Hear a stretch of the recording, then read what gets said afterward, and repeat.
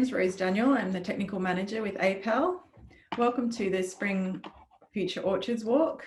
Today's session is streaming to Western Australia, South Australia, Tasmania and Southern Victoria, and will run for approximately 2 hours.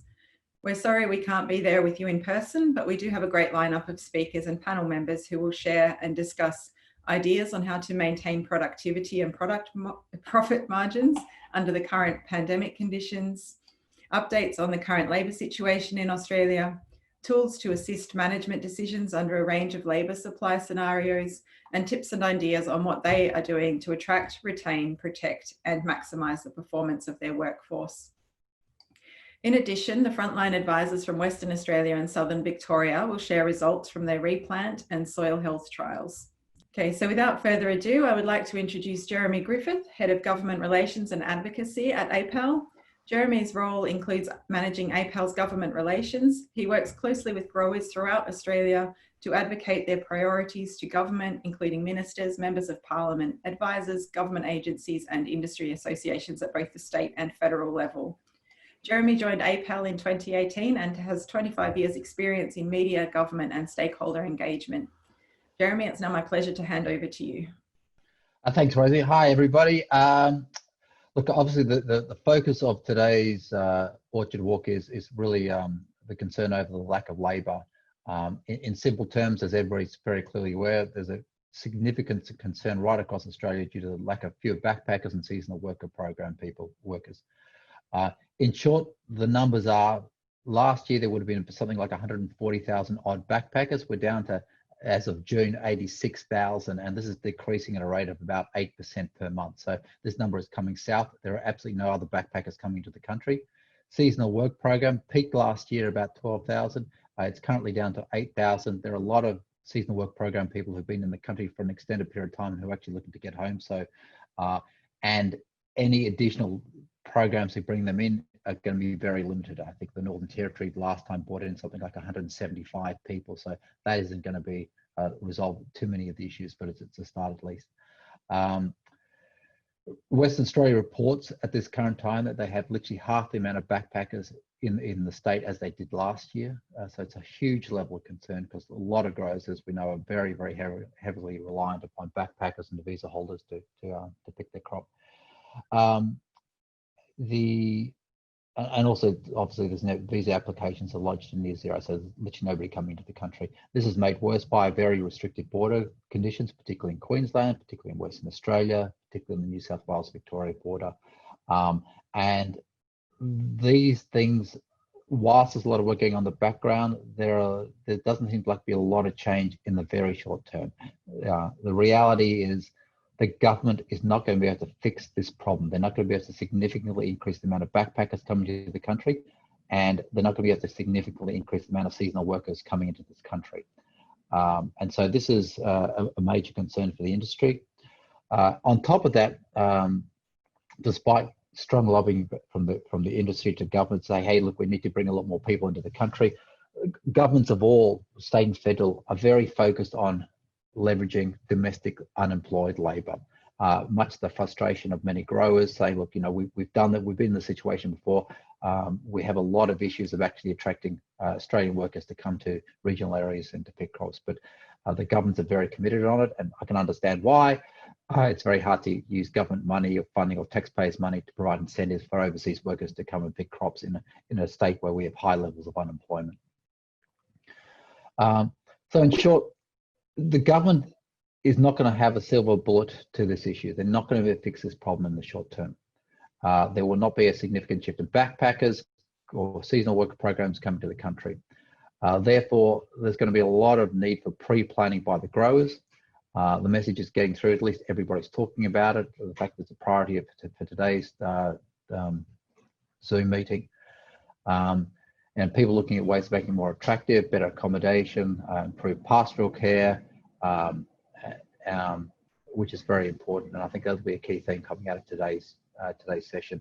One thing I will frame as well, very, very important to keep in the background, particularly having dealt with government a lot on this issue, is making sure that each grower has a very effective COVID management plan put in place. You cannot give lip service to this process, because if you are found to have COVID on your thing and you do not have a effective system for tracking your workers who's been on and off your program, or you haven't been separating the workers, the government will give you absolutely no favors.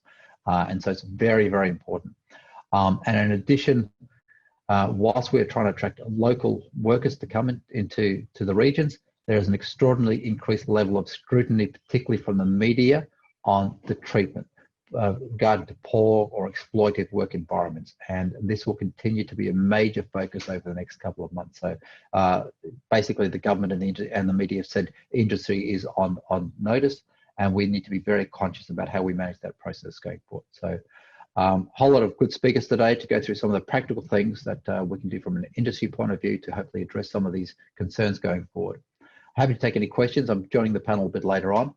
And just on a side issue, Rosie's asked me to briefly mention an update on the National Netting Program. Just for quick awareness, a lot of the state governments that currently have guidelines that have been issued by the federal government, which they are working with industry associations prior to actually releasing. They've released the South Australian guidelines. We know Queensland has got the guidelines and working on at the moment. Victoria's doing the same. We haven't heard anything out of New South Wales. So hopefully over the next couple of weeks, there should be some positive feedback on when and how the growers can apply for these national netting programs. So that's a side issue, and I'm happy to take questions separately to that one.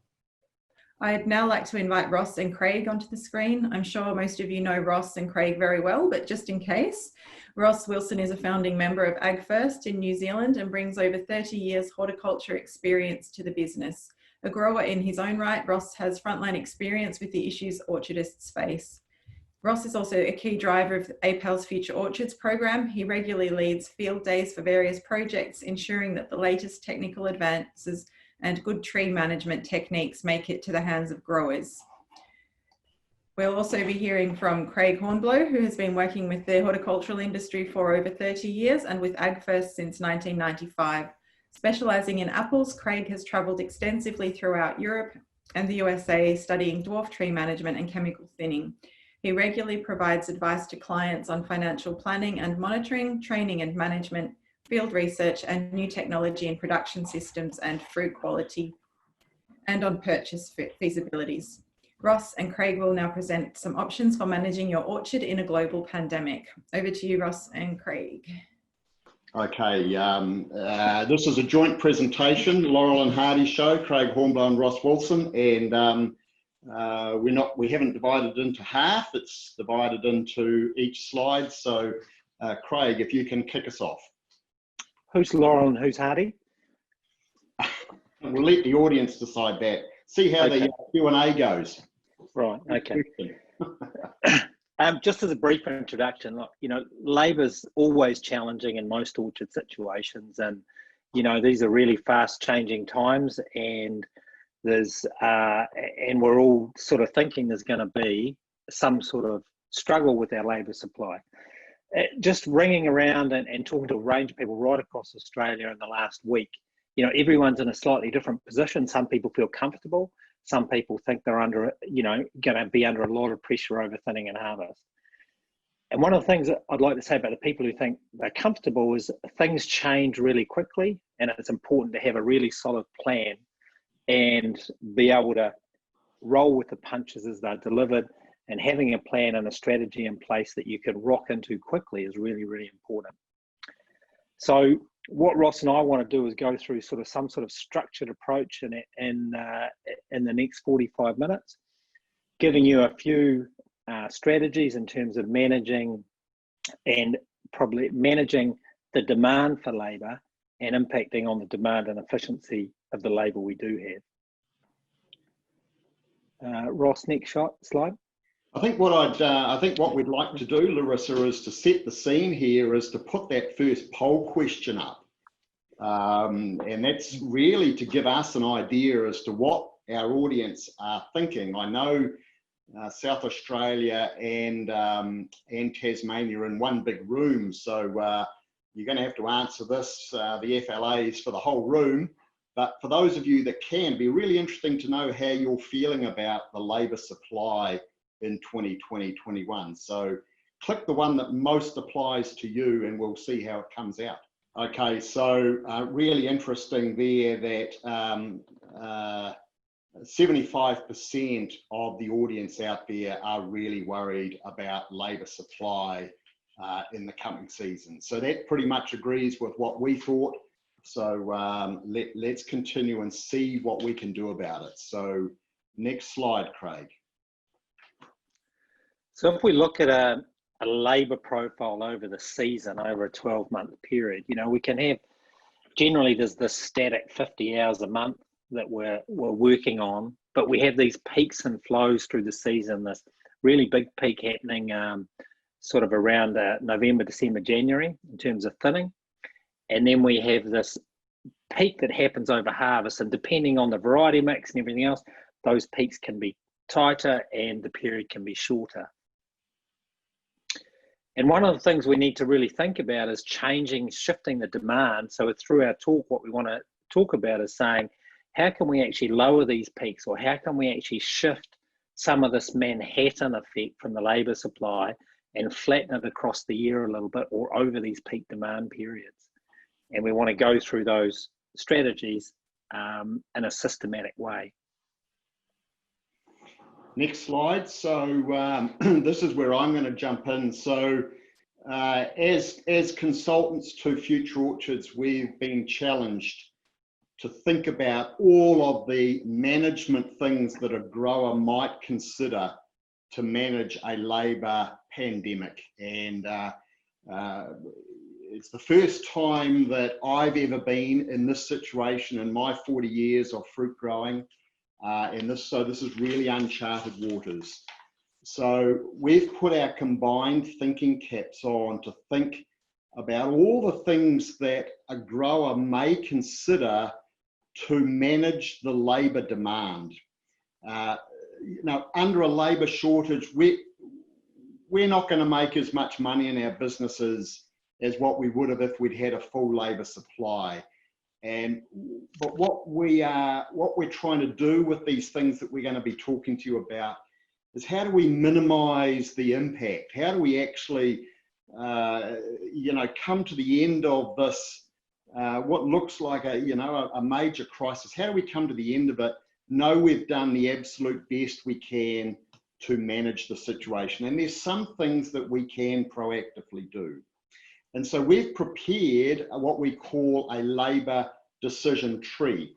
The decision tree is off to the right of the screen. You won't see it on the screen, it's too small. But as soon as this webinar is over, you'll be able to go on to the APAL website, and that decision tree there is available on the library. And we would hope that people would see the benefit in printing that off, maybe an A3, and putting it on their farm shed wall, so that all the management team of the business can think about everything that they might be able to do. And we're going to run through today those 7 points that you can see on the screen. So first off, to determine what your labour demand and supply is. To ask the question, is it right to invest in labour assist technologies this season? To ask whether we should be removing or juicing sunblocks. We've got to ask the question, how can we reduce our hand thinning requirement? How can we extend the period of hand thinning to reduce that Manhattan effect that Craig talks about? How do we take the labour peaks out of harvest, and how do we reduce the number of peaks so that we make our harvest as efficient as absolutely possible? So those are the 7 things we're going to run through today. The first one, decision 1, is to really understand what your labour demand by ISO week is. And for many of you out there that have very stable businesses that are not changing much, you've probably got a pretty good idea of what your labour needs are, how many thinners you need, how many pickers you need. But some of you that have made reasonably substantial changes in your orchard, you really need to model what your labour demand is. And OrchardNet in the last month now contains labour demand calculators. So there's a tool that's available for you to use to actually, you know, plot what your labour demand is going to be by ISO week.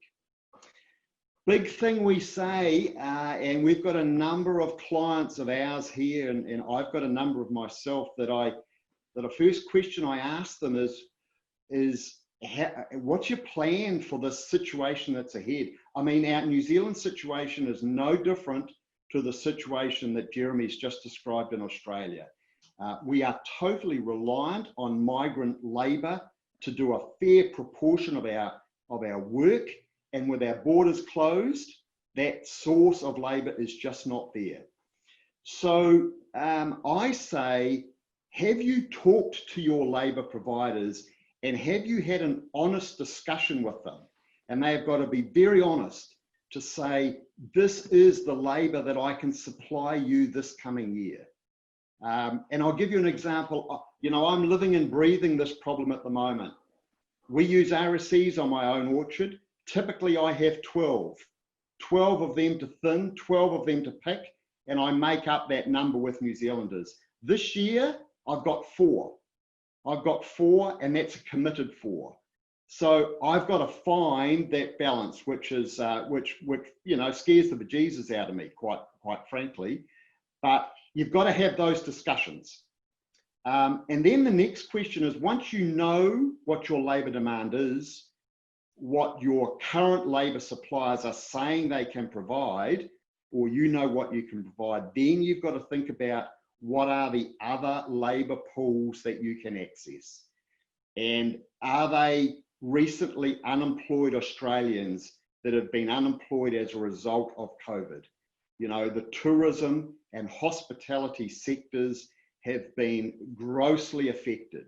There's a lot of good people that have been displaced from employment as a result of the pandemic. Are they a real good source of orchard labour going forward? And if they are, how do you access them? Ross, can we just go back a step? So just to that first point Ross put up there about this 300 kilograms thin. So one of what we're trying to do there, and we'll go into it in a minute, is plan your labour pool out there. So we're saying, how do I estimate that?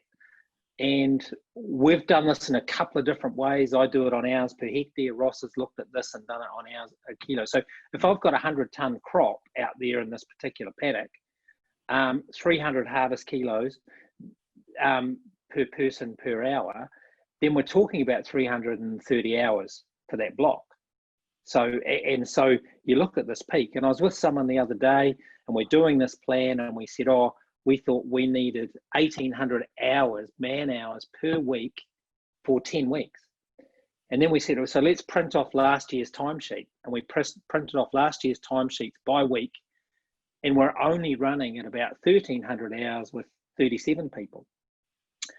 So quite quickly we were looking about, well, how are we going to change what we're doing? And then, so you've got to put this plan in place about what your demand curve is going to be over the next few weeks with the job you've got coming up. Yeah, so in this, I've got a couple of screenshots, and we've created the HIA APAL Australian model orchard. For those of you that are aware of the OBA study, we create a model orchard, and that model orchard is great for doing what-if scenarios, and that's exactly what we're going to show you on this orchard in the next 40 minutes. So this particular orchard, it's a 40-hectare planted orchard. It's harvesting, you'll see top left, 1.9 million kilos that are going to the pack house. The Australian average, this is from monitoring data, 300 kilograms of harvested fruit thinned per person per hour. So we can work out on this particular orchard, we need 6,400 hours of thinning time. If we're to start 20th of November, and we're to finish 15th of January, ideal world. What this calculates is if we work 5 days a week, we need 20 thinners on this block. If we work 6 days a week, we need 17 thinners. This tool is in OrchardNet. It's available for you to use. And likewise, this tool can also calculate the picking staff required by ISO week. So there's a little tool in there that allows you to set how many bins you think you'll pick per person per day by variety.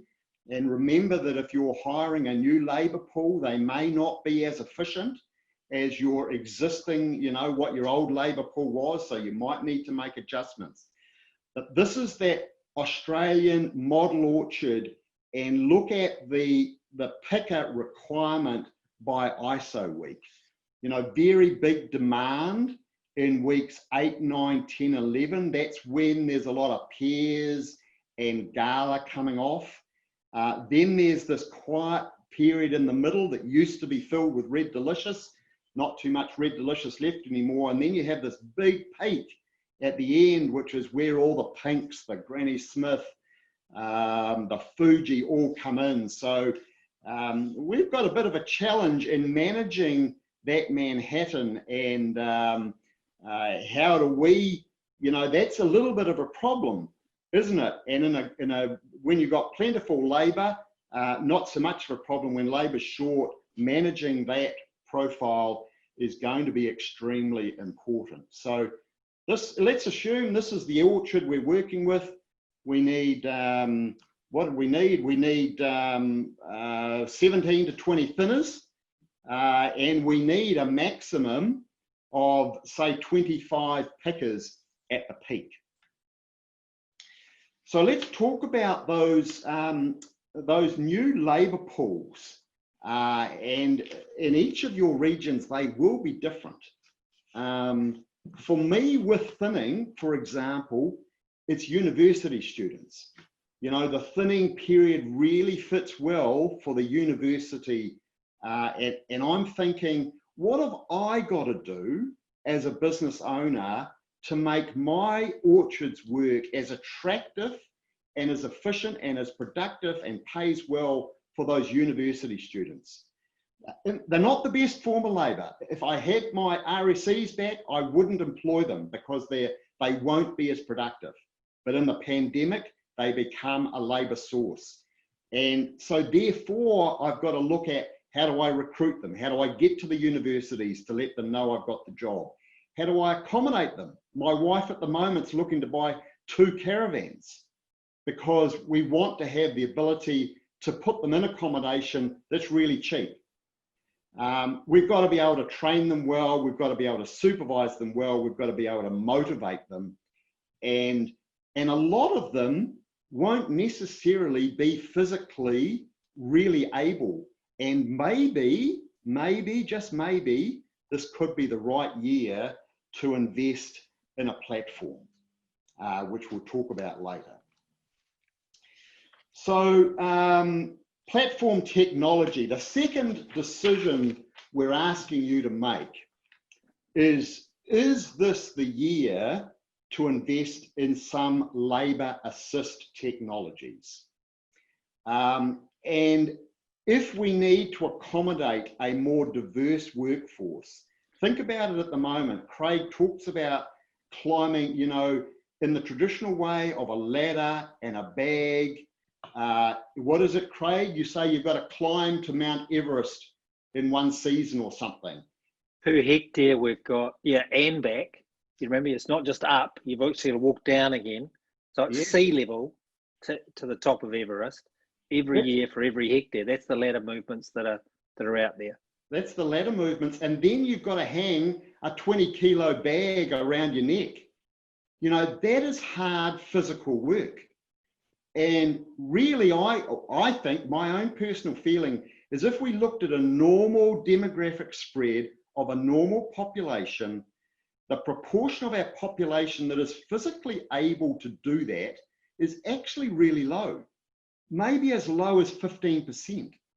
So if we've got to expand our workforce, do we need to invest in the sort of technologies you see out to the right, so that we can utilize a greater demographic of people?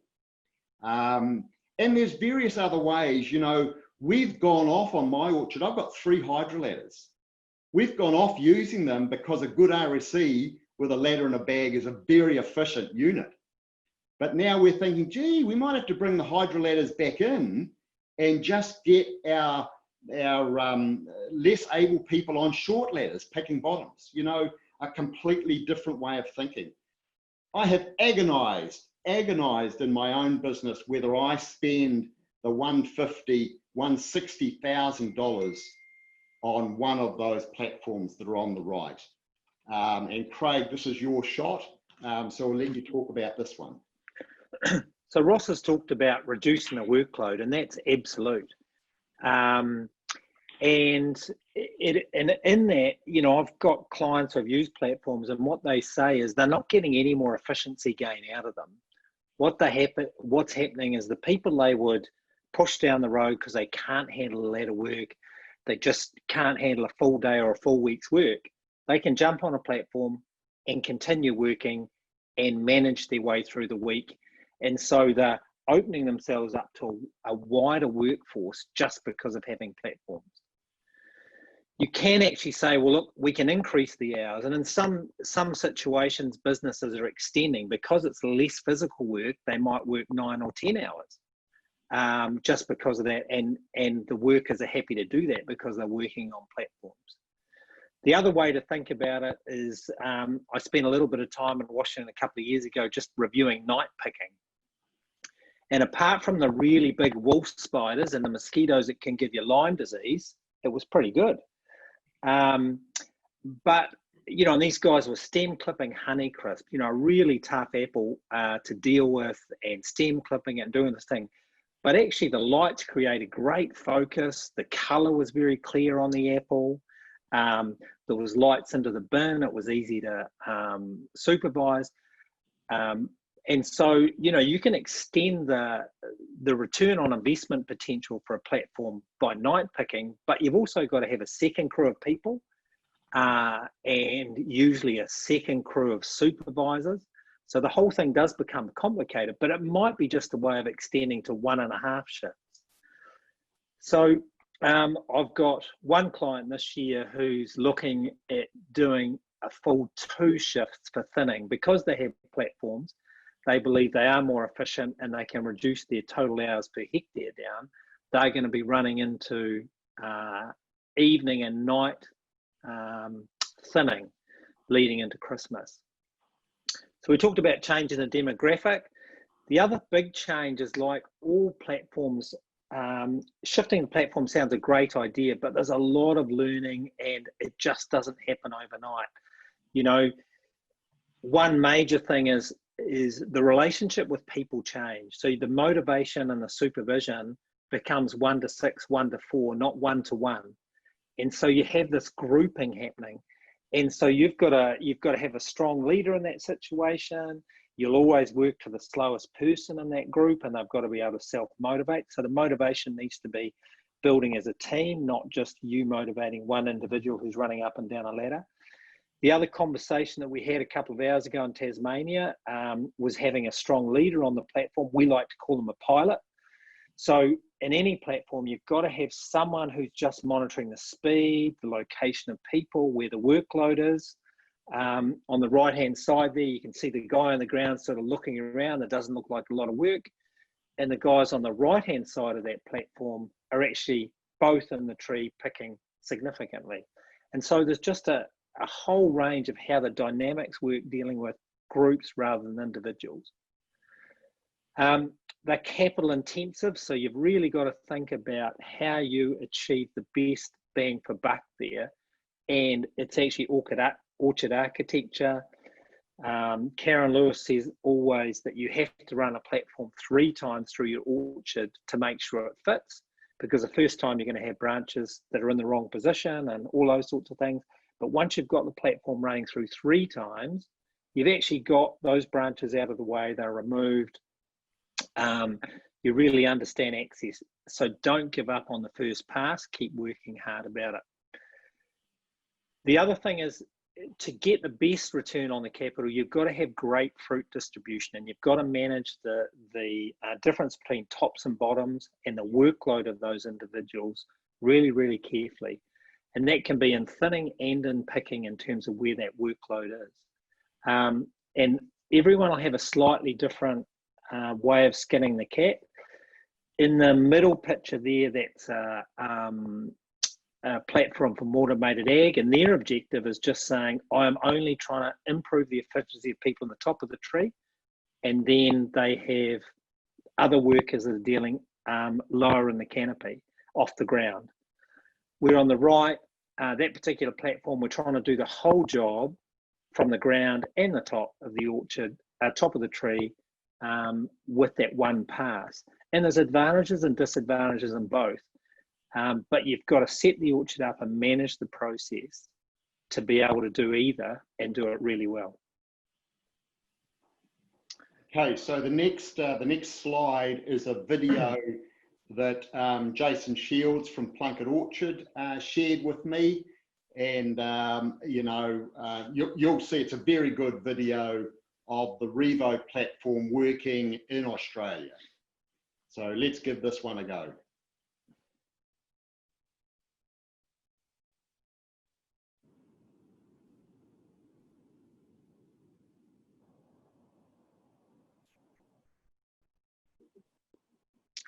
So just while you're watching it, I can see, it's a very good crop distribution. There's good even colour from top to bottom, and everyone in each of the positions is picking at a very high level of efficiency because of that great fruit distribution.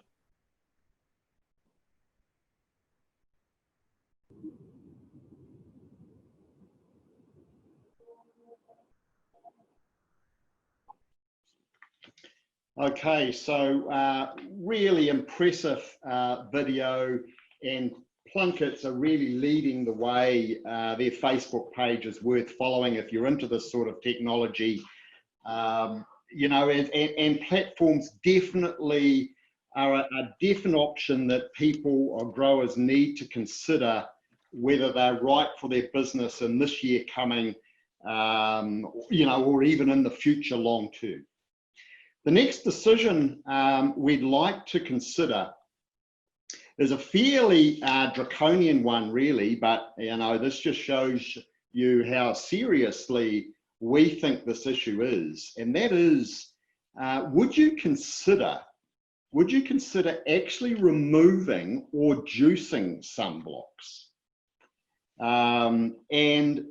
Before you are able to make a decision like that, we would challenge you that you need to know the economic margins of each block. Maybe with the labour crisis ahead of us, that you've identified blocks that were likely to come out in the next 1 to 3 years anyway, and all the labour pandemic does is bring that decision forward, and maybe allow you to, put the mustard crop in for a year or two to help with biofumigation, and take that one of the big labour peaks out of your Manhattan.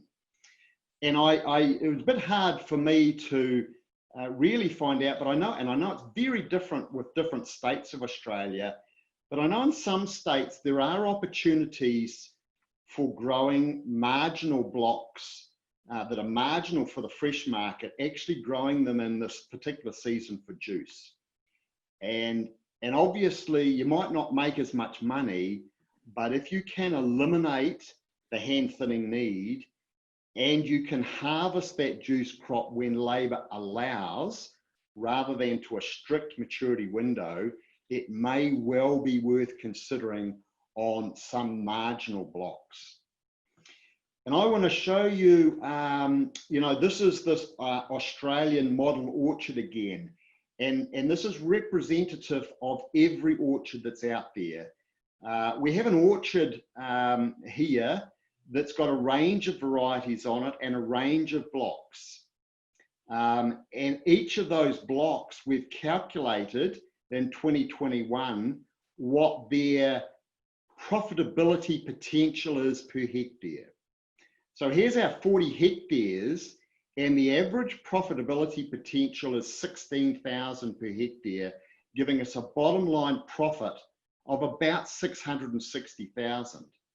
But like in any business, if we look closely at the varieties in the blocks, we'll notice that some of them are highly profitable. For example, the Rosy Glow block there at 55,000 a hectare. But we'll notice some of them are actually making technically a loss, or at best, only a contribution towards overheads. And in this particular orchard, we've got the likes of a low yielding raw gala block that's making a loss of 8 grand, compared to a nice block of Alvina Gala or Galaxy here that's making a profit of 21. We've got some low yielding grannies that are making a loss of 12. We've got standard Fuji making a loss of 3. Now I know, I'm surprised that a lot of businesses, they know this line, they have a gut feeling of what this is doing, but they don't have absolute numbers on this. And I'd challenge you that having some really good numbers on this really helps you to make some really good management decisions. And in a labour pandemic, those decisions become more pointy. What I've questioned in this particular orchard of 40 hectares, let's look at the worst performing blocks. Let's look at standard Fuji. Let's look at the low yielding grannies. Let's look at the low yielding raw gala. And let's make the decision that you're really worried about labour. You don't think you're going to get the full complement. And maybe the best thing you could do is to remove those blocks right now. And what I've done is I've modeled that, taken those blocks out of the scenario and actually looked at the impact of the bottom line. And surprise, surprise, the impact on the bottom line is actually not that different. In fact, a little bit more positive. But not only that, so little impact on the bottom line, but it's altered the number of people I need. It's reduced my staff that I need. In this case, not by a huge amount, by 11%, 28 to 25. But remember that this is not just a harvest saving, it's a saving in the thinning labour, and it's also a saving in the packhouse labour, all of which are equally limiting. So, something worth considering, but I challenge you to know the economics before you make those decisions. So then we get on to hand thinning. And we asked the question, would reducing your hand thinning load help? And I think this is possibly another good time to introduce the second poll, Larissa. And the poll question is, what proportion of thinning and harvest labour do you currently have confirmed? Okay, ranging from 0 to 100% with the percentages in the middle. So let's see how that response goes before we move into how you might manage the hand thinning load. So what we've got is that a pretty even spread actually. No one's got 100% confirmed. 33% of you've got 75%. That's nice position to be in. 33% have only half, and about 33% have 25% or less. So this makes this next particular section that we're going to talk really, really important. So how can we reduce the hand thinning load? The first point that we make is that chemical thinning has a huge impact on the amount of hand thinning. This is the year where it's got to be really, really good. We're going to talk about whether it's appropriate to aggressively chemically thin blocks where over thinning is not such a large financial loss.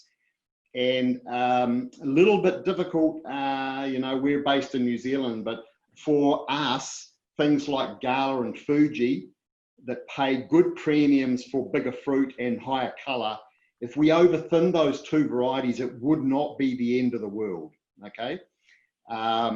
We asked the question, maybe this is the year to remove crop from young blocks and put more emphasis on growing a bigger canopy. A note there, don't risk overthinning the money blocks. You know, you saw how important those that 5 hectares of Rosy Glow was in our model orchard. That's not a block that we want to go through the chemical thinning season and only have a 70 or 80% crop. Be very careful that you don't overthin biennial or pit-prone varieties, which include Kanzi and Jazz and Envy. You know, Envy being prone to biennial bearing. We don't want to turn a 1-year problem into a 2-year or multi-year problem. Let's hope this is a 1-year problem. So Ross, yep. So just to summarise those sorts of things, Ross, I was just thinking, you know, but block by block, it's which side of that risk curve, you know, if you've got an ideal, which side, when you're thinking about chemical thinning and hand thinning and this discussion about juice, whatever, which side of the risk curve am I willing to fall, you know, in terms of, you know, we've got to be careful about not over thinning these varieties. And so I don't want to fall there, but I've got to get it close. And then Ross is saying, well, on the Gala and the Fuji or something, I can fall one way and slightly be more aggressive and deal with it that way. So I think it's not always just aiming at an ideal situation. It's which side of that optimum you're willing to fall or has the least consequence and the best impact. Yeah, and then if you do aggressively thin and you do end up with less than 100% of optimum, just be ready to manage vigor. Again, we don't want to create more problems. We want to help solve a problem, but not create more. Craig, you and I are going to have to move because we're already at 34 minutes, I see. So just keep this one rolling. Chemical thinning is an art, as we all know. There are so many variables that come into it to get it right. And the point that we make this year, if our results in the last decade have ended up producing a Mona Lisa that looks like the left-hand image, our target in 2020 should be that our artwork is perfection, that we get it as close as possible. This is one thing that we should be putting more resource into, because this will have big downstream benefits if we can get this one right. You know, a lot of our clients are already pre-planning at the moment. How are we going to attack it? Where are we going to be more aggressive? How are we going to be more aggressive? There is no room this year for grossly under-thinning and having massive hand thinning jobs. That's a definite no-no. That's a big avoid thing. There are some blocks, a bit of a double up here. You could go to 80 to 100% of original target with chemicals and it wouldn't be the end of the world. And I think those other things I've already covered. So moving on, did a case study here of our standard Royal Gala block. You know, this is an Australian case study.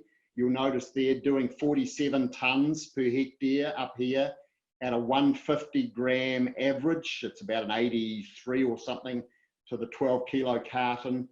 And it has a colour grade percentage like I've got there, achieving somewhere around $2.25 a kilo. What if we really aggressively chemically thin that block? We did reduce the yield, which is probably likely down to 40 tonne, but we increased the fruit size from 150 grams to 170 grams. And we didn't change the pack out, but we improved the colour split. And I'm told that that makes money for most raw gala blocks. If you were able to do that, and you're able to do that, then the bottom line, as you'll see, even a fraction better than what it was under this 47-tonne crop. So there will be some blocks on your orchard where aggressively thinning makes commercial sense, but it won't be on every block. Craig, over to you.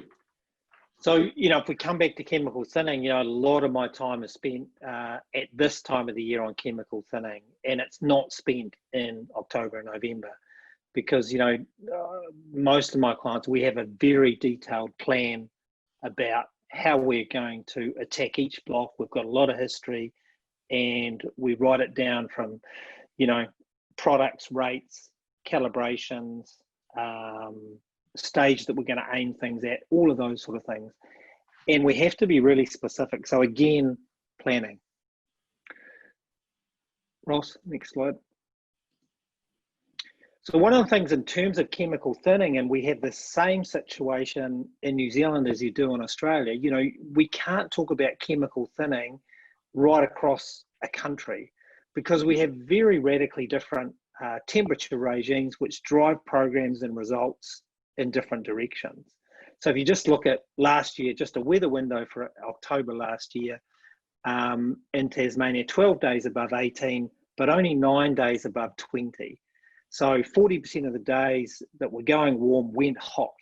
And you think, oh, that's pretty good going. But quite hard to predict. Where if you're in Shepparton, 27 of the days were above 18, and 25 of the days that went above 18 actually went above 20. A lot easier to pick a weather window and to manage and pick the chemistry accordingly. Next slide. So we have a whole range of options, and look, there's been some really good summaries. There's great experience out there. I still go back and refer to an article that Sally wrote that just summarised the Australian options and the pluses and minuses in each option and how we deal with them. For us, and ATS is a great product, can remove a lot of late flower, but because we're pruning with more detail now and we're moving into more confidence in my climate zone and cooler climate zones with Metamitron, we're using less and less ATS as a tool. And but it's a great tool and still does a good job. Carboestryl, BA, NAA, NAD, all of those need this warm weather window. And if you can predict them in your region and you're getting great results, that's excellent. And if we can pump that up and actually target our results much better, then that's good for this coming year. Next slide. But one of the things that is a real game changer for me is this whole discussion about Metamitron, that compared to any other chemistry, thinning effect is rate dependent. So if I, got a half rate, 75% rate, full rate, so on, I've got almost a linear curve with rate. And there's probably no other chemistry in our mix that we could actually say there's this nice linear response. And if I'm looking to try and increase a result this year and try and improve what I'm doing or even overthin a block, Metamitron gives me a really good pathway to achieving that, because I might not, and I can do it without being reliant on temperature and other factors. So I just think that's a great chemistry in a year like this to be starting to build experience on, and hopefully you've had a little look at it last year and you'll be able to move in with more confidence this coming year. Next slide. So it's not as temperature dependent. It has a real wide window of activity, but the drying time is important, right? And so because it's got this wide window though, I don't have to rush out there and spray it when that day's, I've got more time. I find that when we're working with clients with Metamitron, we're a lot calmer in our decision making. We're not jumping and really trying to predict the weather to the same degree. And the other thing is don't overspray the bottoms, which I'll get into in more detail, Ross. So we can choose this weather window with something like metamitron. It's a very different way of changing our chemical thinning strategy, because I've got about 12 or 15 millimeters of growth that I can actually decide when I'm going to spray.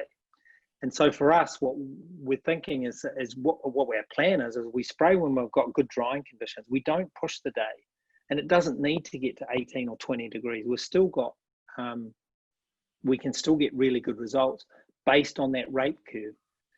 The risk with metamitron, warm nights and shade. So where there's been some major overthinning is where we've had shady conditions, not producing good carbohydrate, warm nights, using up carbohydrate. Then you put on a chemistry which actually inhibits photosynthetic activity, and you get a double whammy, and you can get more thinning. But that is predictable in terms of working through that in terms of a weather pattern. Sometimes people like this whole rate equation, let's just put more on, let's put more on, let's put more on, and I can get more thinning. And the experience now is saying that one king hit, I can leave a few holes in my tree. I can just over thin certain areas of the tree. So we move into split applications. Next slide. Next slide. Yep. And so when we're looking at, in the research, what we've looked at is the fluorometer results, which measures photosynthetic activity. So you've got the control here, and you've just got a relatively flat line of photosynthetic activity. Then next slide. So then you apply metamitron, and you get these dips in activity, top and bottom of the tree. And so what we're saying, if you're going to do double applications, think about doing it in that 4 to 6 day weather window, 4 to 6 days from the first application, because as the stress relieves off the tree, or the tree starts getting back to normal, you hit it again. Don't just let it relax totally and do it in day 10 or day 12. So that's multiple applications. The other big thing, if we're really trying to up our game, and if there's one thing we just do not do enough of, and that's understanding our spray calibrations, particularly when it comes to chemical thinning. It's not the same as a pesticide spray. We're trying to target parts of the tree, and we've got to think about, the top half of the tree is probably at least 70, if not 85% of our labor costs. So we're targeting a different part of the tree, and we need to revise and test our calibrations really specifically. Next slide. Sorry. Yeah, next slide, Ross, that's fine. So if we come back to the fluorometer, what we were doing is, this is an example. We are trying to target the top of the tree, but we're only getting a photosynthetic impact on the top of the tree of 37%. And we're getting overspray on the bottom. So we sat down and we revised the calibration. Next slide. And we got, oh, that's better. We got a 47% photosynthetic reduction in the top of the tree, but we're getting 12% reduction in the adjacent row. And if we'd sprayed the whole block, you've got to look at the bottom, that at the bottom of the tree, you're actually doubling up. So 13 and 12 giving you a 25% reduction in the bottom of the tree. Next one, Ross. Right, I think this is me now, Craig. Yep. Laurel coming in, I'm not sure, but we can't work out. I don't know whether anyone said who's Laurel and who's Hardy. Anyway, the next question that we pose is, so we've just talked about chemical thinning and its impact on the labour units required for hand thinning and harvest for that matter. But the next question is, what about extending your hand thinning period? It's actually one of the things I've discouraged a lot of in our Australian discussion groups, because I sort of saw people thinning extremely late in the past, and physiologically that's not the best thing for the crop, either commercially for the crop or return bloom. But this is not a normal year, and so doing some things that are not perfect is very justifiable. So let's take, for example, again, our model orchard, 40 hectares, 1.9 million harvested kilos. Historically, done well, this orchard's tried to hand thin over an 8-week thinning season from about mid-November through to mid-January. Nice ideal time. And we know that it takes this 300 harvested kilos thinned per person per hour. We need 6,400, 500 hours thinning in total. If we were to do that over an 8-week thinning season, 808 hours a week, at 45 hours a week, let's assume, that's 18 thinners. But if we're clever and we can spread that workload over 12 weeks, so we can start a bit earlier with the use of metametron or good primary thinning, and allows us to get into the crop earlier, maybe 10 days earlier, and we go later. So we're prepared to thin the right variety, the right blocks, almost right up to when we start picking. That drops us from 18 down to 12 thinners. And let's say of those people that come, you say, well, let's make, I know your union laws are a bit different and this may not be possible, but if you're able to add another 5 hours a week, 50 hours a week, then instead of 18 thinners, suddenly you only need 11. And this is one thing my business has made the decision. We typically need 14 thinners. We're going to say we're working right through till we start picking. Therefore, we only need 8 or 9, okay? And then you've got to say, well, okay, how do you do that with the least opportunity cost? So one thing you might think is you've got labour now.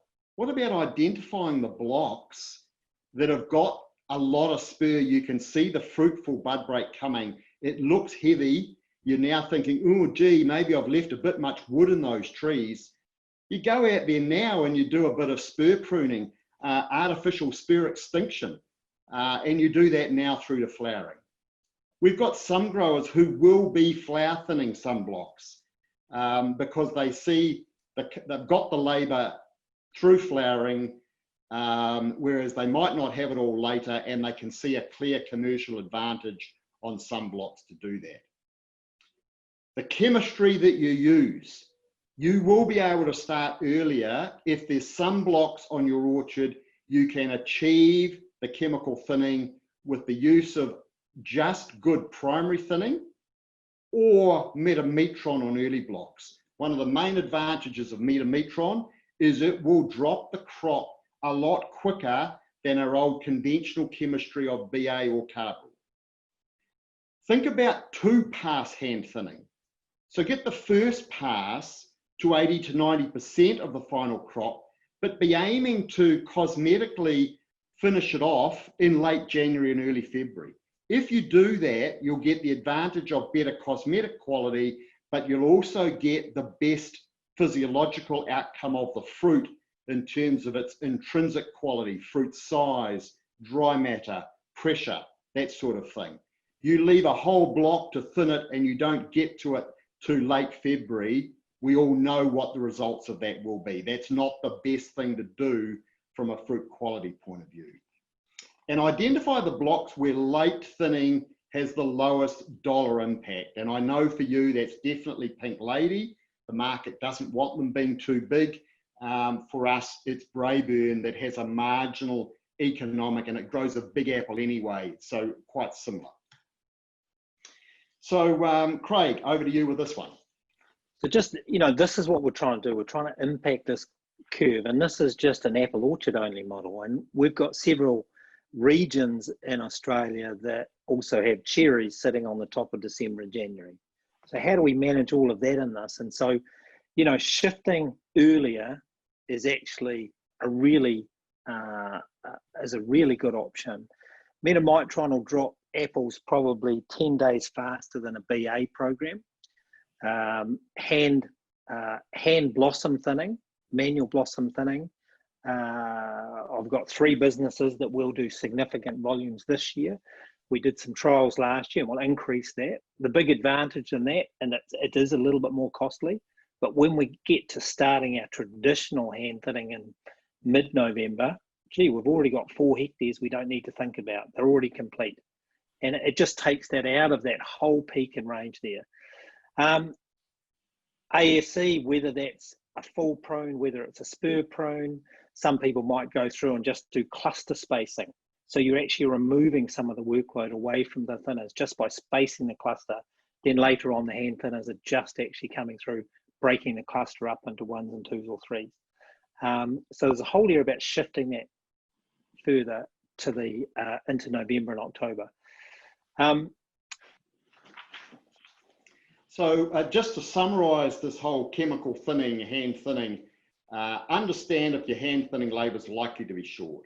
If the answer is yes, then one, aim for 2020 to be the best chemical thinning you have ever achieved. Identify blocks where aggressive chemical thinning makes commercial sense. Understand the chemical modes of action and debate strategies with your advisors early, and then be ready to fine tune as the season unfolds. And try to spread your hand thinning season by bringing some blocks forward and others late. And we have prepared a paper that is on the website.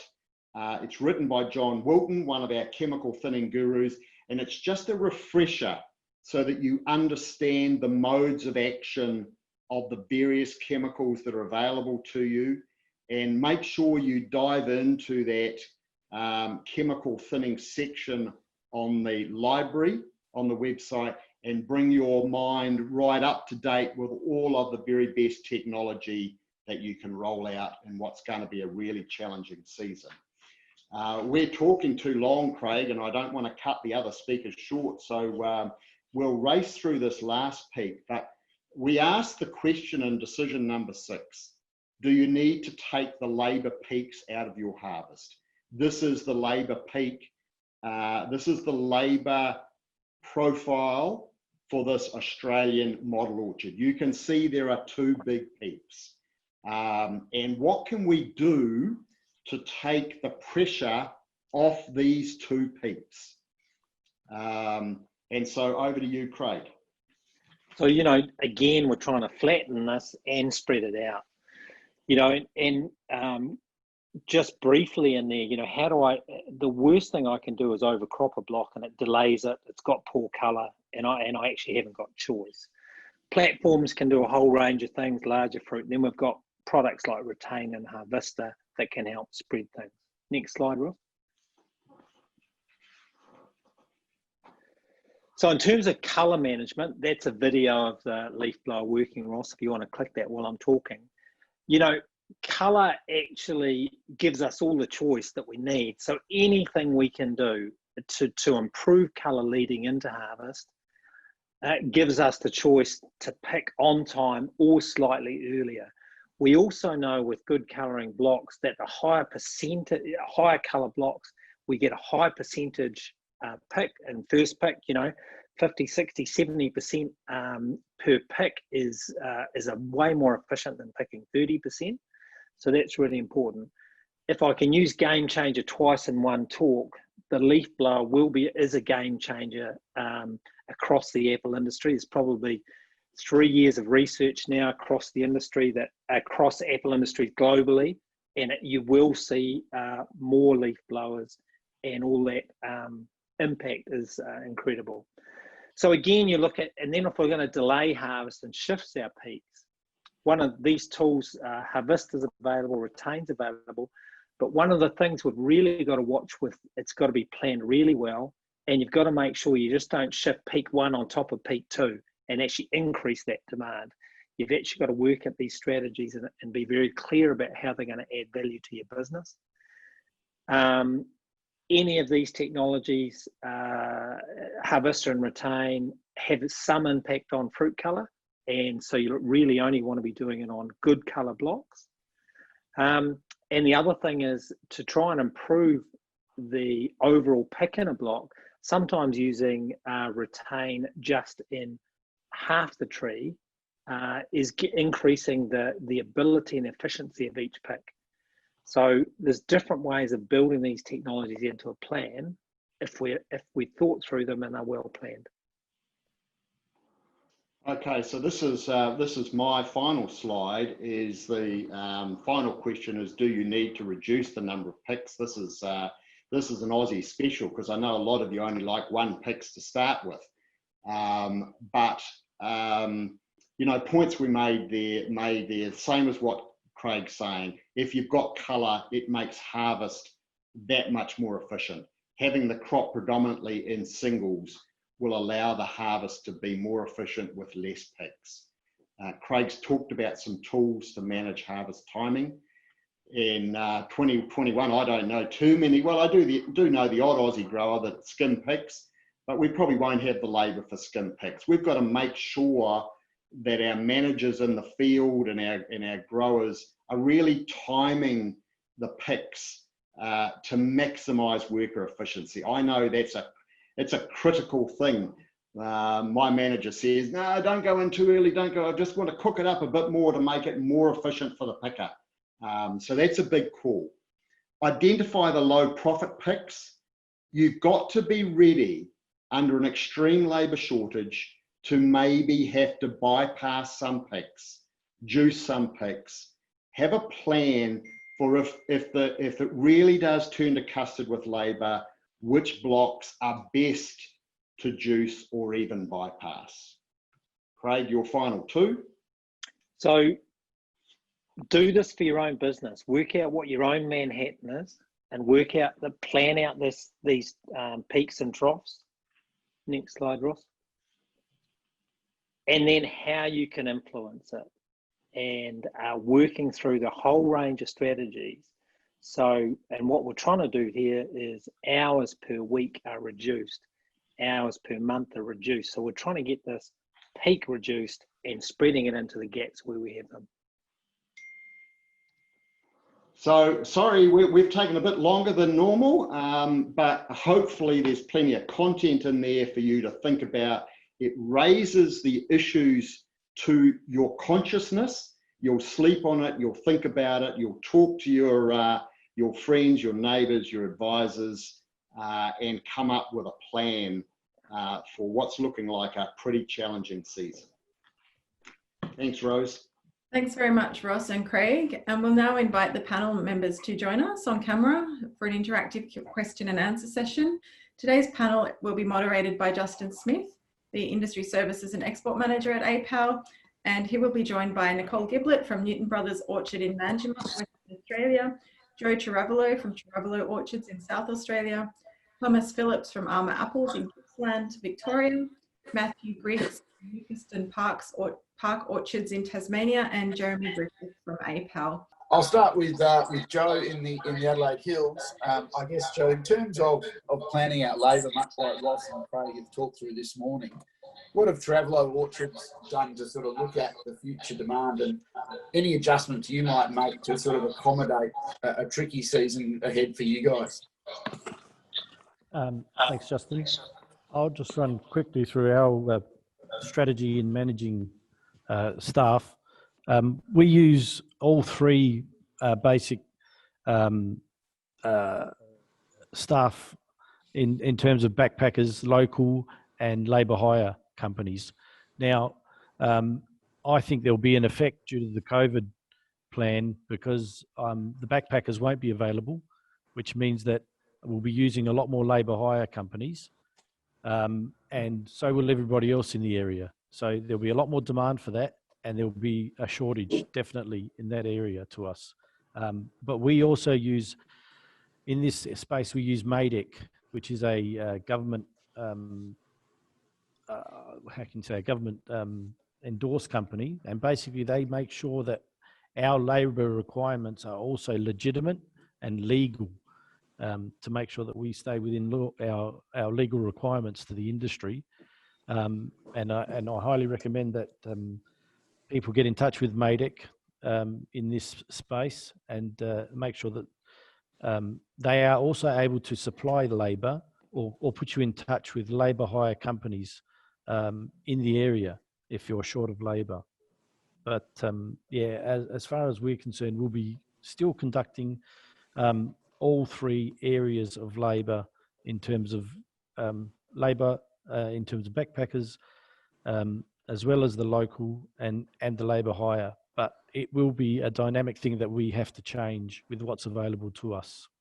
And operationally, Joe, any big changes in terms of, you know, how you'll manage the orchards to smooth out labour, or is that not something you've looked deeply into yet? No, look, that's really dynamic, Justin. You've got to stay in touch with what's happening at that point in time. And we're very fortunate. We live close to the city. So most of our workers come from the city. You know, they're only 20 minutes away, half an hour away. So accommodation on site, yes, we have accommodation on site. It's not always used. It's there, but it's not always used. It really depends on the year and what's available to us. So on a year when there's a lot of backpackers, the accommodation is used. On the year where there's not many backpackers, it's mostly locals and labour hire. That accommodation is not used and it comes up from the city. So it's a matter of remaining dynamic and making sure you use the people that are available. Nicole, down in WA, you're not close to a city. Have Newton Orchards looked at how they might modify their operations to smooth out the labour, much along the lines of what Craig and Ross have talked through today around reviewing, thinning, sharing labour, looking at other commodities where you might be able to spread that across? I think we're going to be throwing every dart at every board. So it's all on the agenda. But yeah, I mean, our team's listening today, so there's already been some good points raised that we haven't actually thought of before. So yeah, as Joe said, the key is just to be really flexible. It's going to be a movable feast like never before. So it's, you know, already what was the situation 2 weeks ago is completely different stage now. And, you know, what our state government has announced with the WA government was supporting Work and Wander to try to, well, at this stage it does involve quite a lot of segging with their lip service and window dressing, but we're fully onboarding with that and being as supportive as we can and taking up all of their suggestions. And I hope that everyone else in the sector in WA is looking to do the same, because whether it proves somewhat workable and we can increase the traffic down and up the highway from Perth to our growing regions are all extremely isolated. There's virtually none that are within a drive of Perth. So whether it actually does have some positive impact, we're not really going to know until they're on the ground. But we need to have at least onboarded and pushed it through.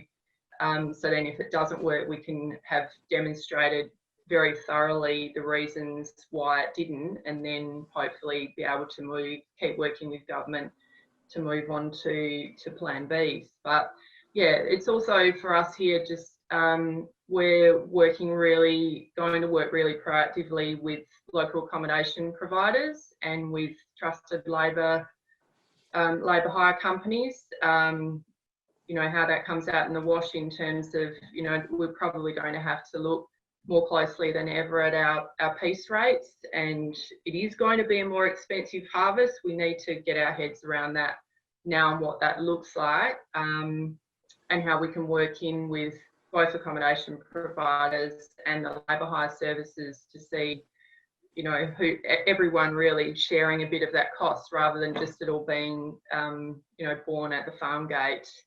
And then the next step to that, which I hope we have a chance to talk more as a group as the weeks and months roll on, and indeed as a whole sector, not just home fruit, but we all need to be really proactive in speaking to all of our customers with this story, this status quo of how much more it's going to cost us to get fruit off the trees and veggies out of the ground this year. So if the buyers are hearing it repeatedly from every sector, then we do have more chance of working in a price-taking market to somehow claw back some of those extra costs as we get the produce to shelves. But that's going to need to be a really collective approach, and we need to start flagging that with them now, is my belief, not waiting till picking your lettuce or your apple.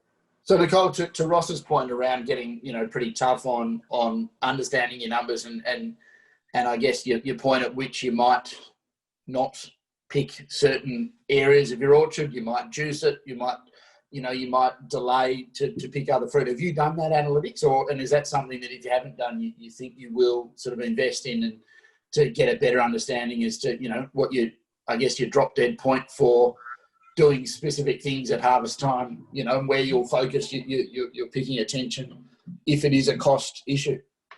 It will coincidentally work we've been doing in-house on more specific labour costing in the orchard has probably dovetailed quite nicely, if I can put a positive slant on it, with the situation we're in now.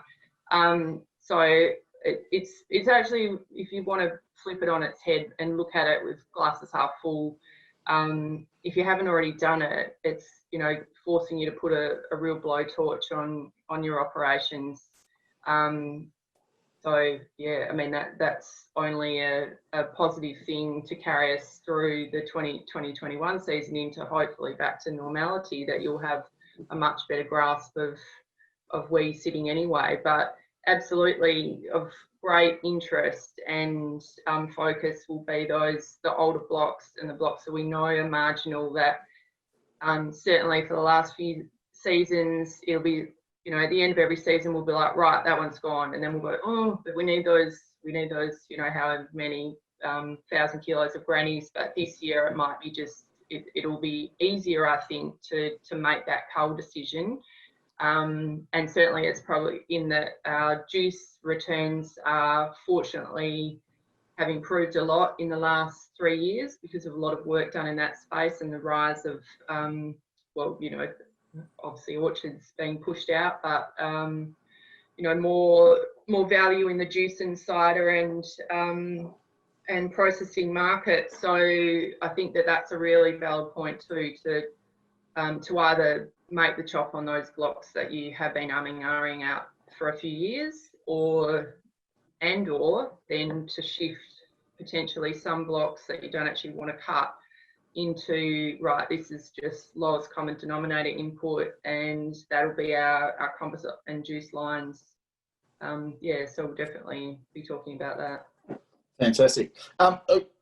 One last question for you before we move to someone else, but you mentioned the other day, which I had never considered, but you've looked in your own operation and said, well, one of our ports of call is to take labour out of the packing shed, to shut it down if you had to on a specific day and put them out in the field. How does that work, I guess, in terms of very different work requirement being out in the field, and how you'll adapt those people, to a very different environment and prepare them for that? And have you looked at different, technologies or ways of picking to accommodate a different labour force than you'd normally be used to in taking those people out of the packing shed? Yeah, so obviously that's absolutely worst case scenario, but as a few people keep saying, it's really important to have there's plan A, then plan B and plan C to implement, so you're not at crunch time and you're halfway through, or 2 days into royals, and then it's going to be 35 degrees and you all of a sudden need another 10 or 15 or 20.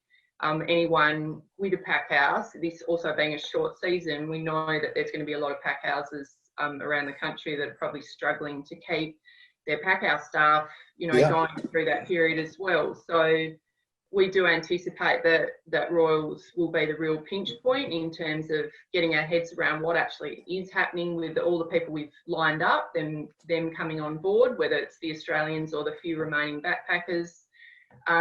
So that'll be coming into play. But then what our state government timing, it's probably more than likely that'll still be hard borders then, because our election is for March. It's a great degree of political expediency and just keeping shut until then. So again, that's more focused on royals. But just talking to our orchard manager yesterday, and again, it's been brought up today, the use of picking platforms can be very advantageous there. We've got quite a few upwardly mobile people in the pack house who would likely be able to climb halfway up Everest, but there's another quite a few who if push came to shove, we could have them on on a shaded platform, and they're not, you know, not carrying the weights. But I think the other thing to think of that we're really going to have to do is go, right, normally we, you know, with minimum best case scenario, we need 100 across the season, but this year I'd say I'll be looking to line up at least double that, potentially even triple.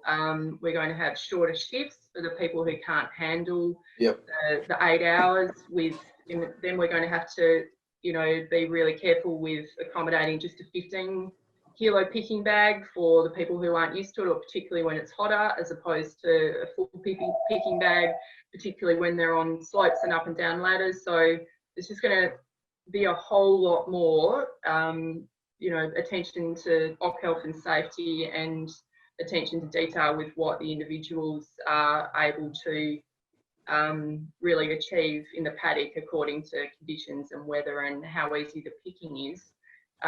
Because yeah, we've really been spoilt, arguably up until now, with an oversupply of backpackers. So we didn't really, you know, there's quite a lot of years where we haven't had to do much around that extra step of pastoral care and op health and safety. We've just like kept to our level, but we're going to have to go next level.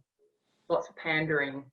Isn't it a funny dynamic where we've got rising unemployment, but we're having to work out how we pander to people to come and get work? But that's the way it is.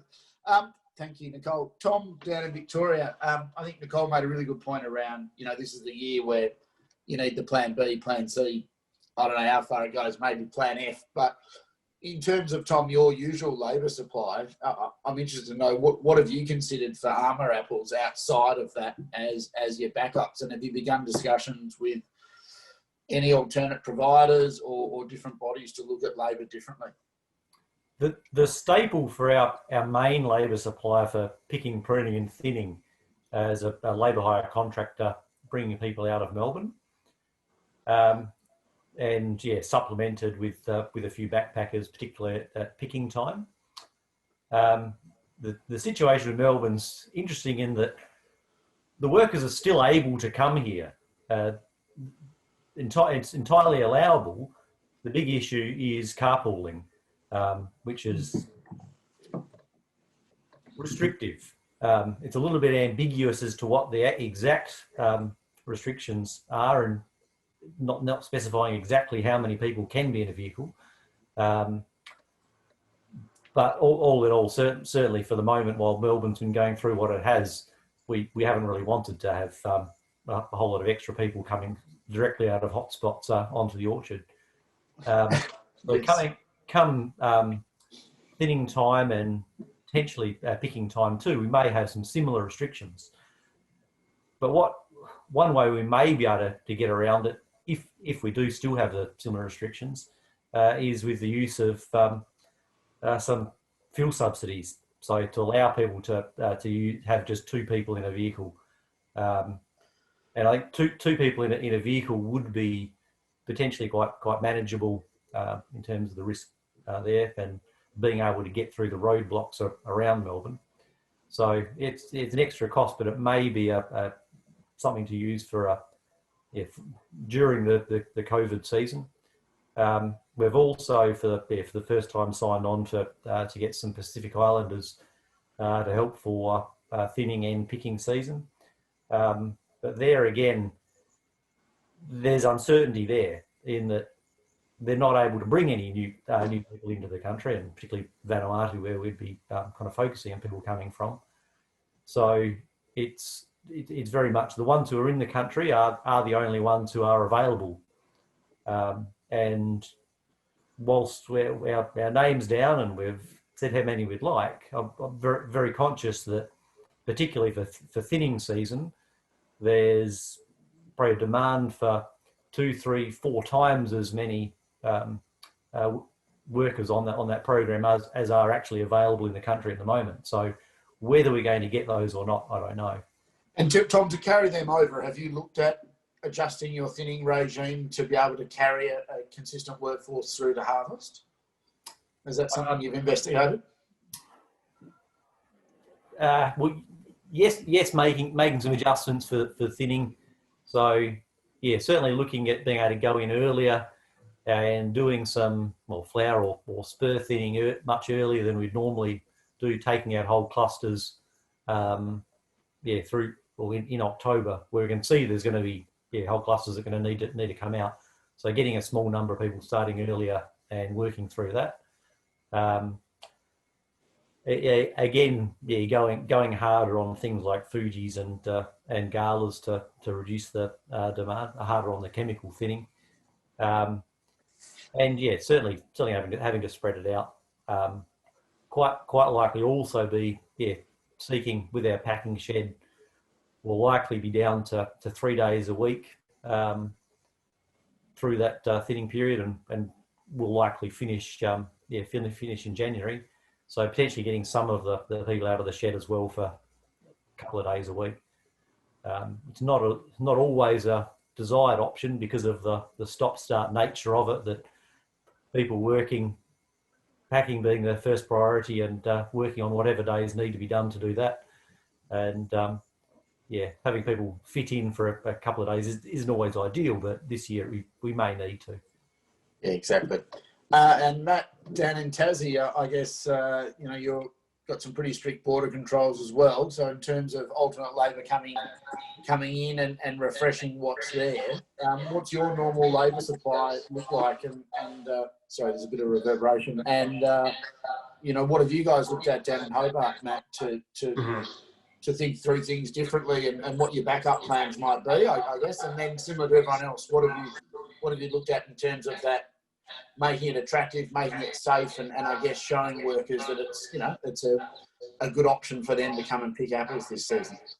Yeah.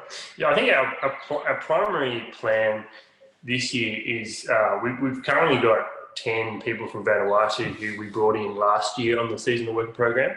So most of them are in South Australia at the moment, so we'd like to bring them back for another season to basically form our, I guess, base crew, and then hoping to top that up with a number of other Pacific Islanders through labour hire companies.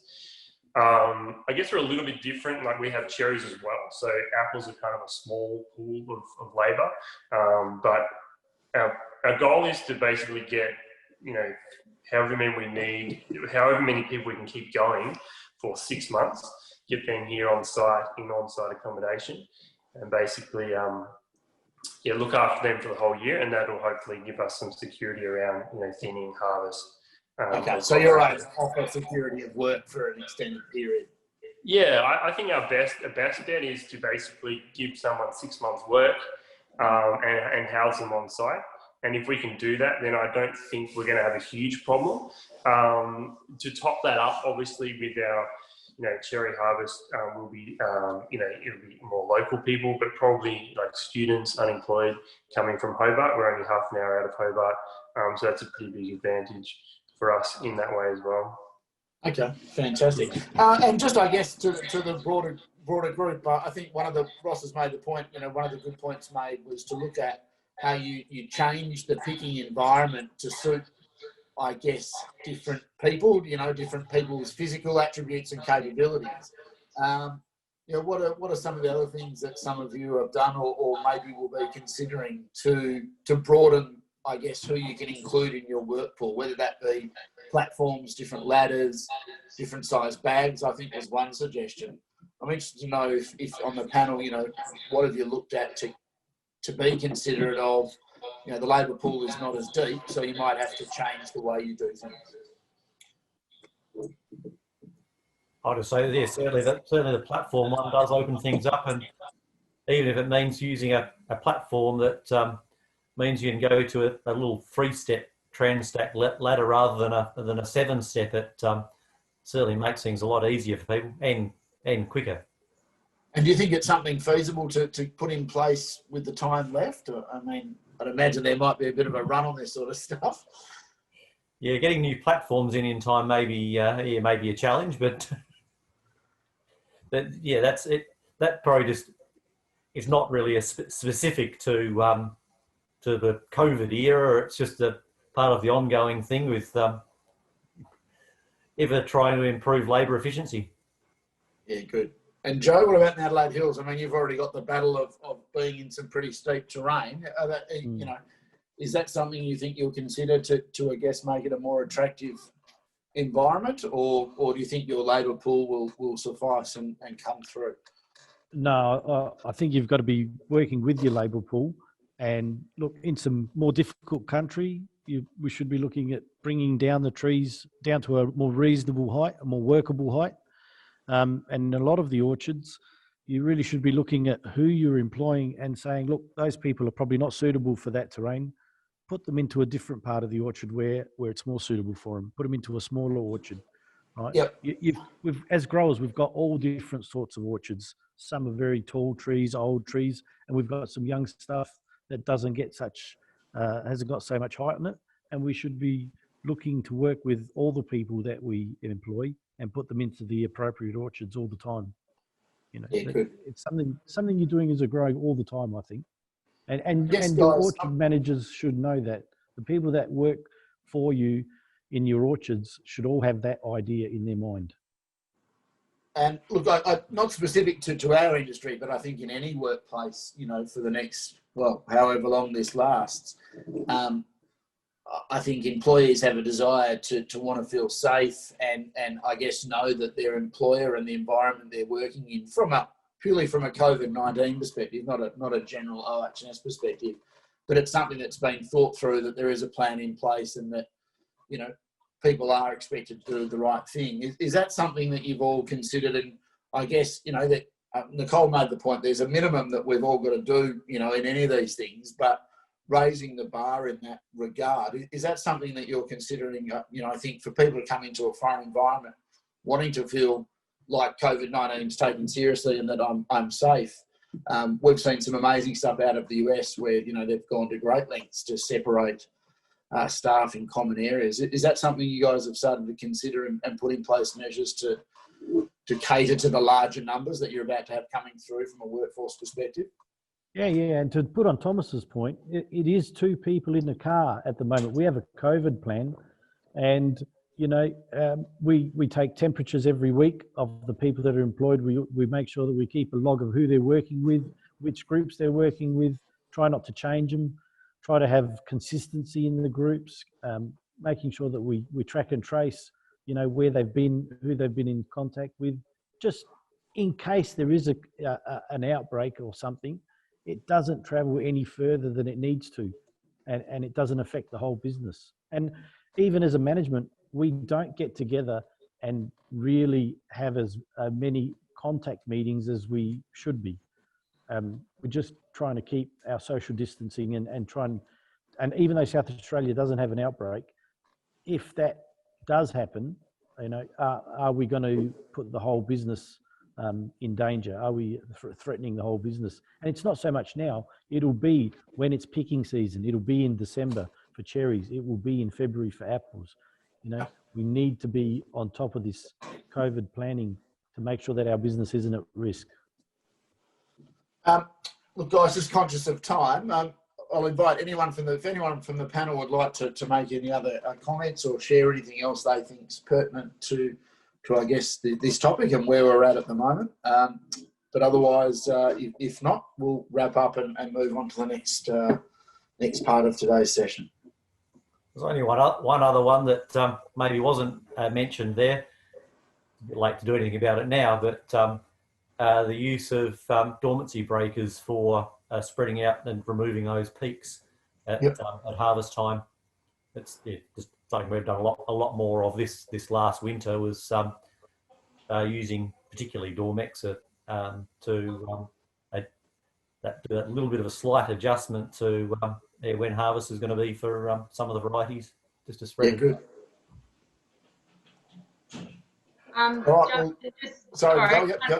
more point. We just had a meeting in town here in Manjimup last night. There was probably about 20 people there, and hearing from a local accommodation provider who's very altruistic and supportive of the situation growers are in, and a local labour hire company. And he was making the point, again, like, you know, we've heard the term pastoral care coming out a bit, and I think it's really valuable if everyone starts thinking about that now and really focusing on it. And this guy set up a camp for whatever they would need it out in Mataranka in the Northern Territory. And I don't know if anyone's been to Mataranka, but there's not a hell of a lot of reason to stay there for more than a few days. But with all the effort that they put in the value adds with their camp and the sense of community that they built, after the first few weeks, they had a lineup of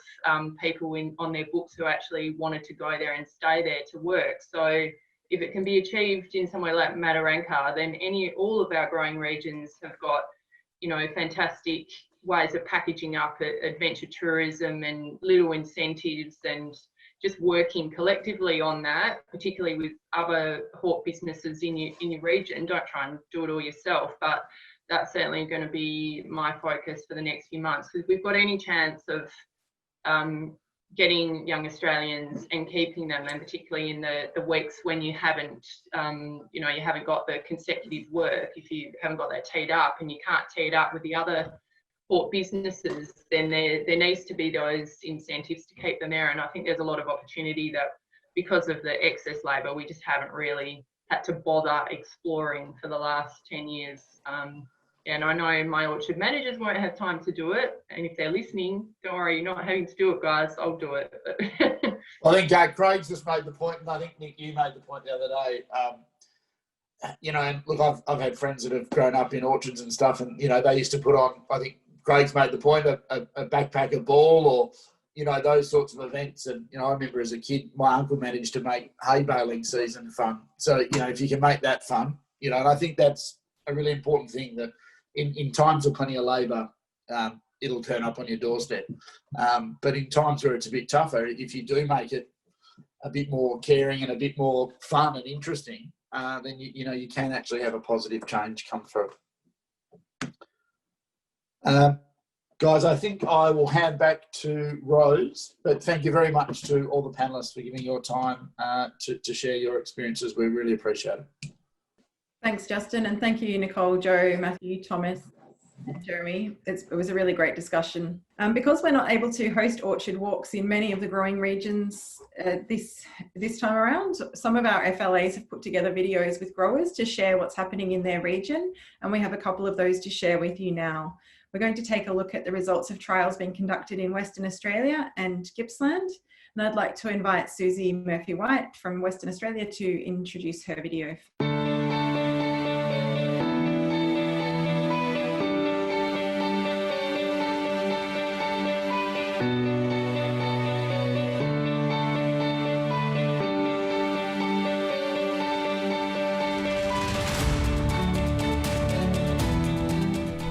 I'm Susie. This is our Apples on Apples Future Orchard trial, where we investigated different pre-planting treatments available to manage apple replant disease. The treatments included 2 biofumigation plantings, a beneficial bacteria, and a chemical treatment of chlorpicrin. All apple ground can harbour apple replant disease, which reduces tree growth and production by around 20% per annum each year of the tree's life. The new plantings of Ferrero Fuji apples were planted in October 2017 at 3.5 metre row spacings and 0.8 of a metre tree spacing on 106 rootstock under sprinkler irrigation. The block previously had Fuji apples at 5 metre row spacings and 3 metre tree spacings. The block was divided into 5 20 metre sections. Biofumigation is the practice of using specialised plants from the brassica and sorghum families that naturally produce chemicals that suppress soil-borne pathogens and break the life cycle of pests and diseases. The brassica crop is mulched at early flowering stage. The maceration process, along with some rainfall, breaks down the plant to release gases that are toxic to soil-borne pests and pathogens. David Gray's Green Fume, a mustard and rocket seed mix, which consisted of 90% mustard and 10% rocket, planted at 20 kilos per hectare on the 22nd of May 2017, cut and mulched on the 17th of September. This season, these trees had 20 apples per tree, trunk diameter 43 millimetres. PGG Wrightson seeds, BQ mulch which consisted of 75% Ethiopian cabbage and 25% mustard, planted at 10 kilos per hectare on the 22nd of May 2017 and cut and mulched on the 17th of September 2017. What is surprising to see is the poor growth rate of the Ethiopian cabbage and mustard treated trees, particularly in the second year. The trunk diameter was 25 mils and only 5 litres per tree in the second year. These trees caught up in the third leaf but are still in the smallest with the least amount of apples per tree. They had 14 apples per tree, trunk diameter 32 millimetres. This treatment also had the highest root lesion nematode population after planting. The beneficial bacteria was Serenade Prime from Bayer. It was applied via a soil drench to each tree at a rate of 35 mils per tree at the time of planting. Serenade Prime contains viable spores of the highly active strain of Bacillus. These beneficial bacteria live on the plant root surfaces, in the soil around the plant roots, and the beneficial relationship between the plant roots and the bacteria can enhance plant growth and productivity. The Serenade Prime treated trees in the first year were only just ahead of the biofumigants and the metham-sodium treatments. In the second year, they were a bit further ahead, and in the third year they had equal fruit numbers and growth as the chlorpicrin treated trees. This season, these trees had 24 apples per tree, equal to the chlorpicrin treatment. The shoot mass was averaged just ahead of the chlorpicrin with 38 litres, and the trunk diameter was 47 millimetres. Metham-sodium. Standard grower practice treatment of metham-sodium was our control treatment. Monitoring over 3 seasons showed that the metham-sodium treated trees to be average and came third after each monitoring. Better than the biofumigants, but after chlorpicrin and the beneficial bacteria. This season, these trees had 16 apples per tree, and the trunk diameter was 41 millimetres. Chlorpicrin treatment. Rural Telon C60 applied by an accredited applicator 25th of August 2017. An accredited contractor, Agas Rural, applied the Rural Telon C60 at a rate of 300 litres per hectare. This was applied at least 3 weeks prior to planting to avoid any phytotoxic effects. Planting was 6 weeks after treatment, as we also needed to wait for the biofumigation plants to flower and then to break down in the soil. 100 millimetres of rain was received in that period. First year results. Amazing growth was seen in the chlorpicrin treated block compared to the other treatments. The trunk diameter was 5 millimetres larger than the beneficial bacteria and 7 millimetres larger than the biofumigants. Shoot mass was notably larger after the first leaf and remained larger in the second leaf. After this season, monitoring in the trunk diameter is still 7 millimetres larger than the beneficial bacteria, and the shoot mass was equal to the beneficial bacteria. This year we did the first fruit counts, and the chlorpicrin trees averaged 24 apples per tree, which was equal to the beneficial bacteria. Joe, can you tell me what has been the most important part of this trial? Yep. Yeah, just seeing the stark difference between all 5 trials. Yeah, and just the chlorpicrin being the standout amongst all of them. What management are you likely to change as a result of the trial? Yeah, for sure. If we're doing any large replants, chlorpicrin would surely be the choice to use out of all of them.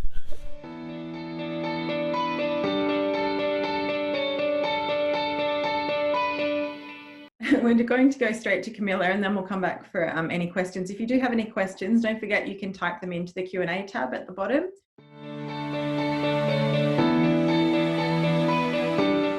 Hello everyone, I'm Camilla Humphreys, Frontline Advisor for Southern Victoria, here today with Tom Phillips, Orchard Manager for Armour's Apples here in Nilma. We're going to be discussing orchard management practices to improve soil health and to address apple replant disease. Biofumigants are one of many orchard management practices used to improve soil health. They include brassicas, which are planted as cover crops, and they have glucosinolate compounds which when macerated release isothiocyanates, which impart a biocidal effect on pathogens in the soil, very similar to methyl sodium. There are particular cultivars selected for their various purposes: Caliente 199 for fungal disease and Rocket Nemat for nematode control. There are various benefits involved with using biofumigants, including improved nutrient holding capacity, improved soil structure, and weed control, as well as a biocidal agent on soil pathogens. So on to the first question with Tom. Tom, what practices have you adopted to improve soil health here at Armour's Apples?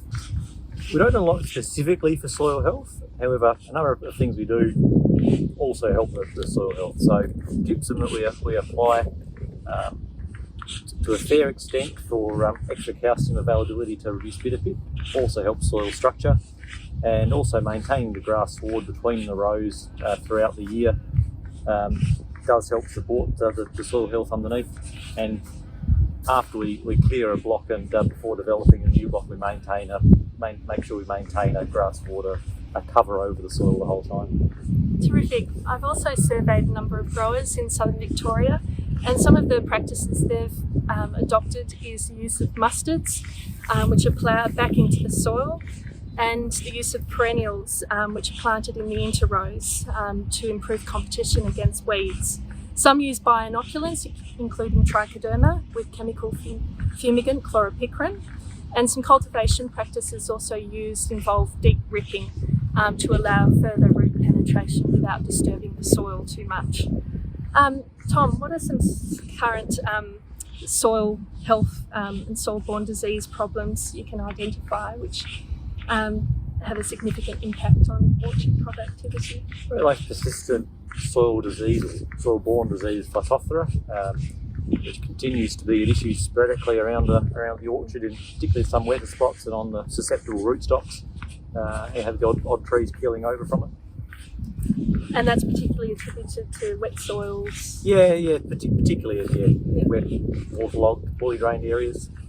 Yeah, Phytophthora is a universal problem in old and new plantings, and it's particularly hard to isolate in a pre-plant situation where there is no host. Some methods used involve baiting and genetic sequencing tests to isolate it, and some species identified in orchard apple crops are Phytophthora cactorum, Cambivore and cinnamon. There is potential for an industry-wide screening trial to identify those specific pathogens associated with apple replant disease, and that will help for ongoing industry research.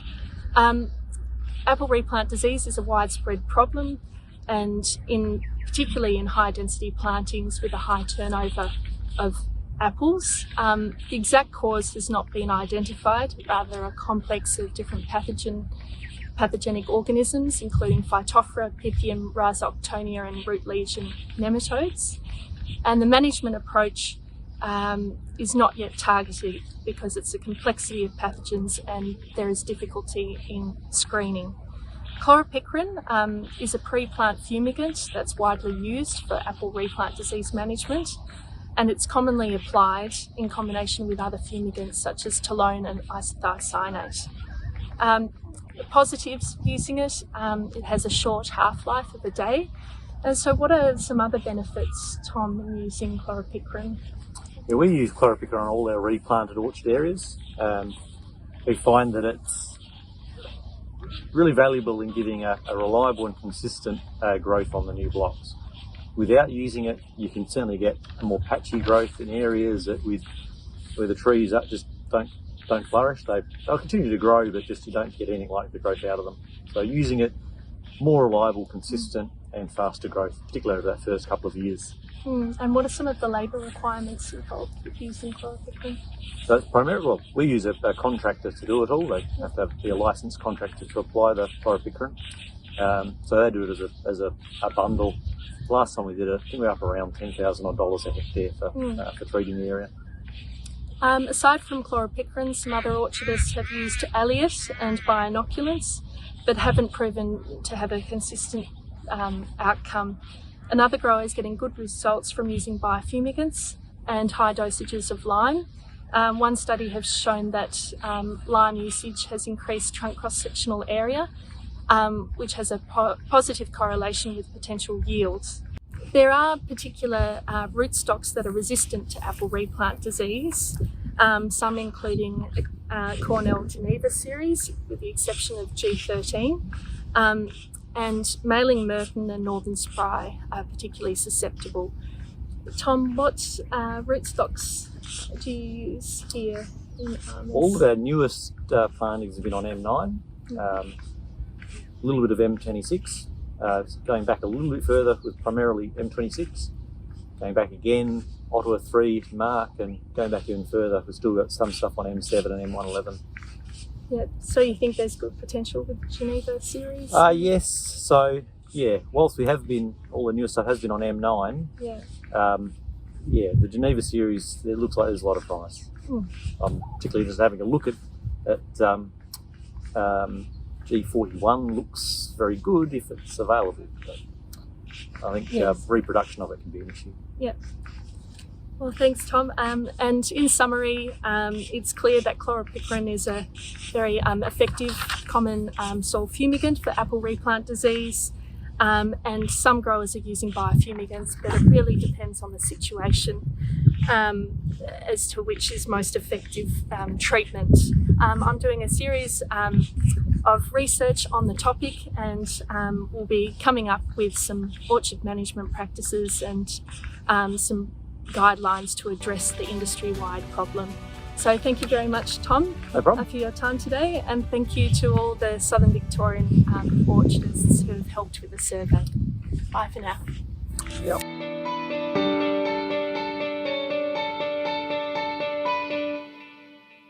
Thanks very much, Camilla and Susie. And we're running close to, we've probably hit 2 hours now. So we might leave the questions because some regions do actually have the pleasure of being able to get out into the orchard. So, and they need to get out sooner rather than later. So I'd just like to thank everybody that participated today: Ross, Craig, Jeremy, Justin, Nicole, Joe, Matthew and Thomas, and also Susie and Camilla, the growers that worked with you to give their time to make the videos. They're really great. The Future Orchards program is an APAL project delivered in partnership with Ag First and is funded by Hort Innovation using the apple and pear industry R&D levy and contributions from the Australian government. We'd also like to share with you some scholarships that are being funded by Hort Innovation together with Women and Leadership Australia to support participation in 3 courses run by Women and Leadership Australia in 2021. The scholarships will provide support for 3 women to undergo the Leading Edge program and 2 women to complete the Executive Ready program. Applications for these close on the 9th of October. And if you would like to know more, please visit the Women in Leadership website or contact Bianca Cairns at Hort Innovation. Our next event will be a webinar on biennial bearing and apples, which will be held on the 30th of September. For more information, visit the events section on the APAL website. We also have the second round of the Future Orchards for the other regions running tomorrow. If you would like to participate in that, you're more than welcome to do so. In the meantime, take care, and we look forward to seeing you next.